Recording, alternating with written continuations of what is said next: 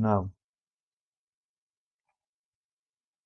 I have to go to whole wizard, drop down menu and select thread. Yes, okay. Thread location, select this line.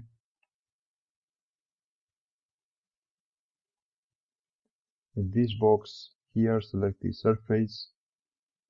In this box and condition here, the surface. Cut thread, yes. 16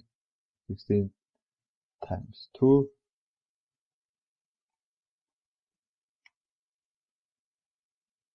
Okay.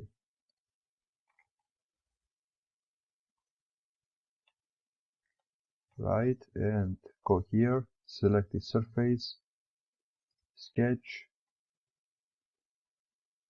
convert entities, features, extrude cut, through all, and select OK.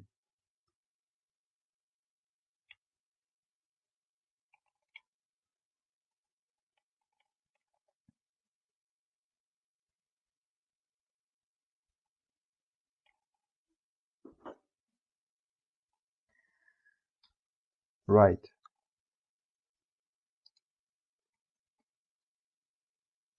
Edit component. To exit the edit component, click here twice, change the name to rot thread,